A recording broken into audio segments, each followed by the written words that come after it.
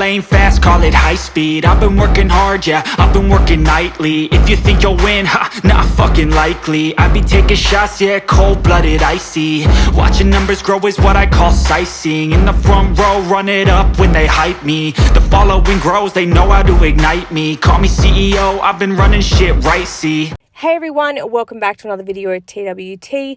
It has been forever since I've done a video, like forever. And I'm trying to sort out everything that's going to be happening with the pages in 2024. So I just thought, before I start this video, I'll just give you guys a little update. So obviously right now we're on TWT 2023 page. And on the 1st of January, we're going to go over to TWT 2024. But we are not taking over any fake accounts, no meme accounts, your dog's account, your cat's account, any of those accounts won't be coming. So you have to have at least 50 posts on your page, and it'll have to be at least one or two of you and your beautiful smiling face. Like, we have to see that it's actually a person behind the profile. You may have noticed a heap of videos have disappeared from my YouTube, but don't stress, it's not because I've been reported and they've been taken down. It's because YouTube have informed me that if I want to keep my account monetized, that I can't just post straight videos. So a lot of them are lives of Juliana's or Coco's that I posted for you guys to see. So what I'm going to do now is all of those videos will be put onto a separate YouTube that won't be monetized, and then all the ones that we've had posted in the past, they're now on my Google Pictures. So I'm going to start re-uploading them, but of course leaving some sassy arsehole comments because that is what's required. So YouTube's like, it's fine, you can post the lives, but we need to have, at least 10% of you talking or giving some sort of a feedback. It can't be like straight copying. So that's going to be fun. So we get to go back through, do some throwbacks of all of the crazy things that Juliana's done over this past couple of years. So with all of that being said, let's get into today's video. Today's video will be a Juliana Edwards live. It's just some of the things that she's posted over the last week or so. These were uploaded onto the TWT page, but because I had been so busy the last couple of weeks, I didn't actually have a chance to comment everything that I wanted to say. Like, I was watching it, trying to unpack it, but there was just so much to say. I thought, you know what, I'll save it for a video. Yep. But I was like, I can't give you what your girlfriend was giving you. I'm not sleeping with you. I'm not touching on you. I'm not being affectionate with you. I don't have that type of relationship or feeling. Every single time I do a video about Juliana, I'm like, Mandy, let's get into a positive mind frame. We're going to get into a positive mind frame. We're not going to be biased. We're going to approach this with a fresh set of eyes. And then like 2 seconds of her speaking, and I'm like, I can't stand this bitch. 2 seconds. Here she is. Like, this goes to show, like, we always sit there and we hear Juliana and she's like, I'm so pretty. All these men, they don't stay along. You might have them for a day, but they always come back to me. They go back to her because they know she'll have them back. Like, any respectable girl would be like, no, jog on your way. But she talks about how, she's so attractive and, no one's got anything on her. But yet here she is talking about Bred's ex-girlfriend like 2 months after they're broken up. Like, still comparing herself to Bred's girlfriend 2 months after they're broken up. Why? I won't give you what your girlfriend. She thinks that, Bred's ex was terrible because, she's understanding and she'll like let him vent and she'll be understanding of his feelings and things like that. Whereas Juliana would just scream at him all day long. And she thinks that's a normal approach, and that Bree's crazy because Bree's like sensible and, I understand your feelings and whatever. She treats Bred like she treats her children. Like, shut up, this is what you're going to do. Tough luck. Get out of my room. That's how she treats Bred and her children. Whereas Bree seems like she's more of a caring, nurturing person. And here, Juliana thinks that that's a negative thing. She actually thinks it's a negative thing. But what was weird is she's still referring to Bree as Bred's girlfriend. And I mean, if you were following her just a few months ago, she's on live crying her eyes out. Because Bred chose his girlfriend. And she wanted Bred back so bad. Like, I want to make things work. Like, I love him. He's my husband. Like, just embarrassing. So embarrassing. But it goes to show how insecure she is, because here she is bringing up Bred's girlfriend. Why are you saying that to Bred? Why are you like, I'm not like your girlfriend. I'm not like her. Like, why are you even discussing it too much? Like, we all knew this was going to happen. She'd never get past the fact that Bred's obviously been balls deep in this other girl. I don't even know why they're attempting to reconcile. But the only reason was because the other fella went to jail, and they're the only two guys that are ever going to keep coming back to her, because no one else is going to want to deal with that. So she needs to do something to fill her time until the other douchebag gets out of jail. anymore. So why would I keep you from experiencing that? As long as you do what you're supposed to do with your kids, cool. But even if you don't, I'm at a point in space where I got it. Yeah, we don't know, Juliana. Why exactly did you stop him from experiencing that?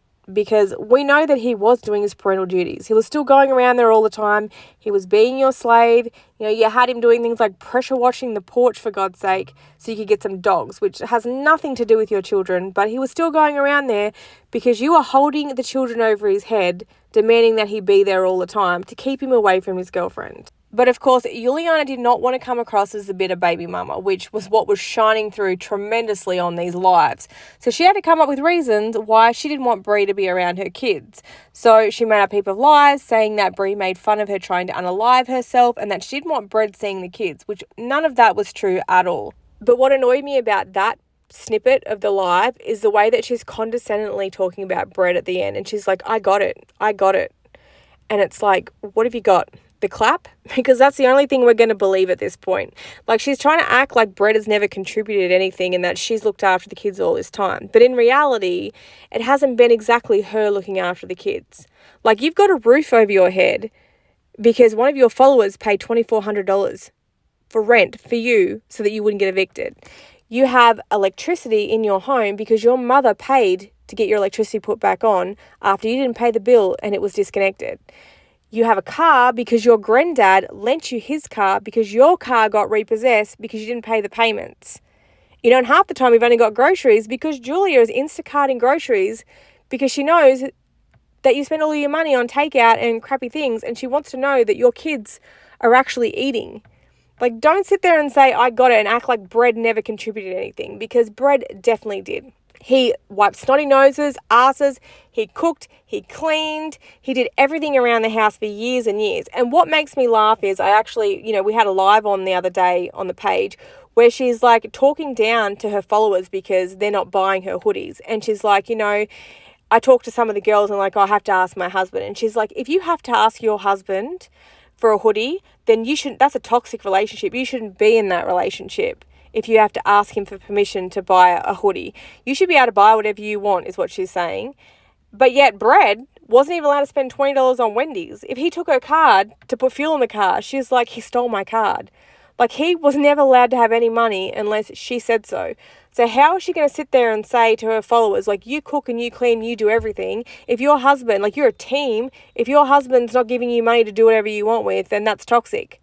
How can she say that after what she just put Brett through? Like, frustrates me.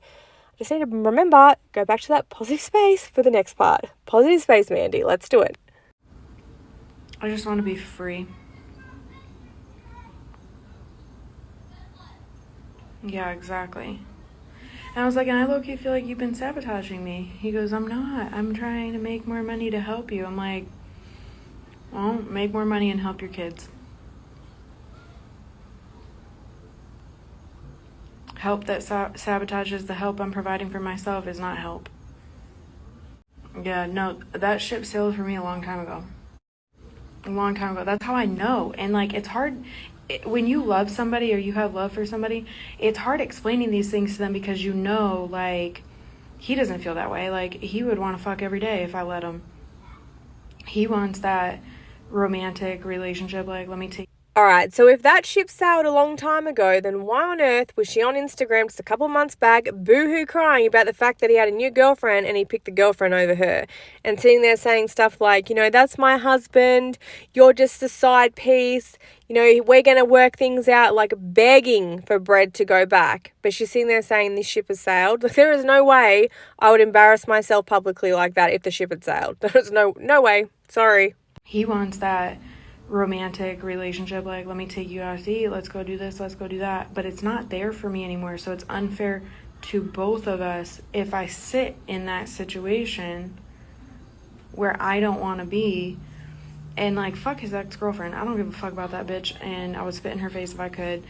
Whew, I almost died of secondhand embarrassment there, because there is one way to show that you do give a fuck about something, and it's when you react like that. Like, I don't give a fuck about Brett's girlfriend. I'd spit in her face. What 30-something-year-old says that? Like, who says that?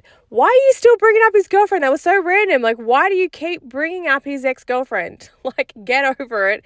You took him back. You knew he had an ex-girlfriend that he was sleeping with, and you took him back knowing that. But, like, if he were to find somebody that actually wasn't a weirdo and didn't try to keep him from his own kids, I would be happy for him, because they're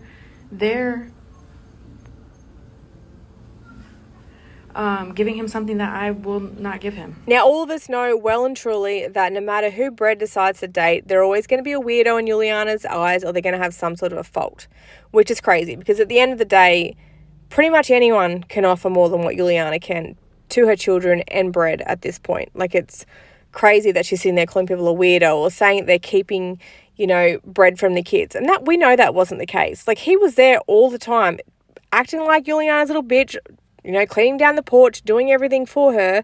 At the end of the day, though, she expects him to have a girlfriend but never go and see that girlfriend. Like, you remember last time when he was staying at the house and she was like, oh, I caught him out sneaking out last night to see his girlfriend. Like, why should he have to sneak out? At the end of the day, if he's got a girlfriend, he should be able to go and see that girlfriend. So she wants Brett. Yeah, it's fine if he has a girlfriend. He's just never allowed to see her because he needs to always be here doing stuff for the kids. Like, he's never going to win in this situation. We all know that. She's always going to find a reason why these women are bad for Brett and why they're bad for the children. And at the end of the day, it all comes down to jealousy. She knows, like, look what this girl, she's a nurse. She's got a job, a roof over her head that she can afford to pay for. She's a good mum. She's a great girlfriend. She's understanding. She's caring. Like, no wonder Juliana hated her. She's going to hate everyone because she's going to know that they're all better than her. I don't know, I think he thinks that, like, he's looking at it like, oh, like, I was with my girlfriend and you broke us up and you used me to get ahead. Partly, I knew that the only way I was going to get help with the kids was, having you be back here. But when I said that I wanted my family to work and if he could make the necessary changes, that I would want nothing more than that, I meant that. But it's like, it's the same patterns over and over. So basically she's saying, Brett, fall in line or you're gone. No longer a parent. But there's been a lot of things since I launched my business where I'm just sitting back and watching and taking note, and it's like, he was working all last month until he lost his job.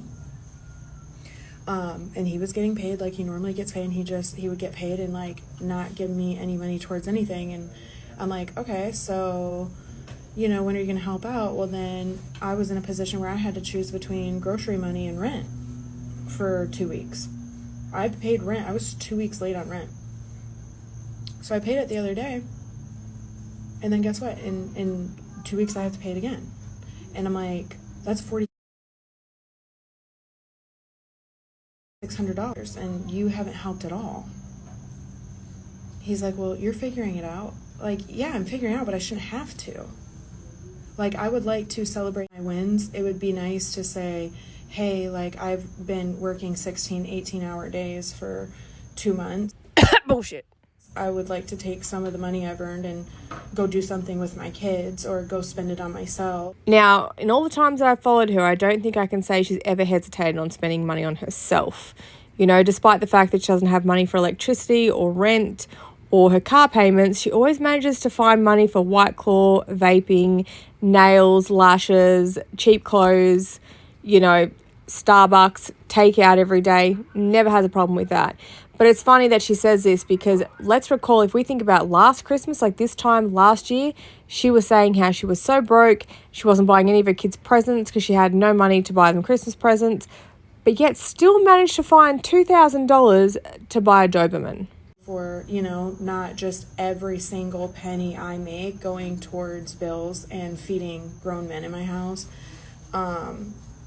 Like the other day, I bought Lena an iPad for her birthday in 3 days and her birthday gifts, and then ordered her cake. I'm actually a little bit curious to know what happened to all the iPads that Juliana's mum bought the kids at the start of the year. Were they lost, broken? Did she hock them? You know, I'm starting to understand why Juliana's mum is so resistant in helping her. I mean, I would feel the same way. You get to a certain point with your kids where you're like, okay, sink or swim, I can't keep bailing you out. You know, she went and, especially when she's not learning from her mistakes, like her mum went and paid her electricity because her electricity got cut off, and obviously she didn't want the whole family in darkness, so she's paid her electricity bill. And imagine, like, just days after that, watching her order takeout and, you know, spend money on things that are not necessities when you've just paid her electricity bill because she's wasted all her money. You know, it's like she's never going to learn from these mistakes, and I feel like her parents have just had enough of it, you know. And I think Granddad's on his way too, so she might want to count her blessings with the fact that Granddad's let her borrow the car, because I think this might be the last favour if she messes this up. $350. I said, Lena's stuff costs $350. Like, do you want to pay for any of it? Oh, I'll see what I have. It's just like, I'm just expected to do everything, no questions asked, and it's frustrating.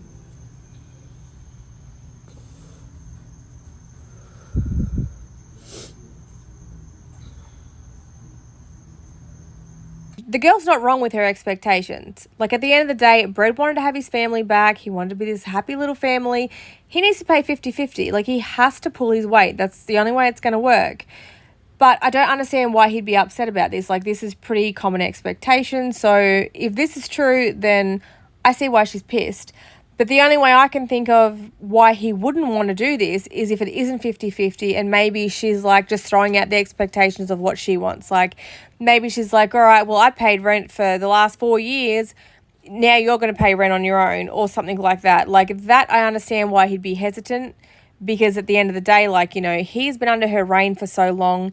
He hasn't been able to have any independence with money, and now he's finally got it. He probably doesn't want to hand that back over. So I understand them both wanting to keep their money separate, but I feel like it'd have to be a 50-50 arrangement. Otherwise, it's never going to work out. You know, and I know if the shoe was on the other foot and Juliana was making the more money and he was still making money, she would not want to be paying extra. So that's the only thing I can think of is the reason why Brett is hesitant about this. But anyway, that is all the live snippets that I have for you today. I know I've got quite a few more that are on the page that we haven't discussed, but I will get to them. I promise I will get to them. But let me know what you guys think about this live. Do you think her and Brett are going to work out? What are your thoughts with Brett and the girlfriend? Like, why does she keep bringing up the ex-girlfriend and still referring to her as the girlfriend? Is that weird to you guys? I don't know. I'll catch you guys on TWT 2023. And obviously, don't forget to put in your request for TWT 2024, because we are switching there on the 1st of January, and I hope you guys are coming along with me.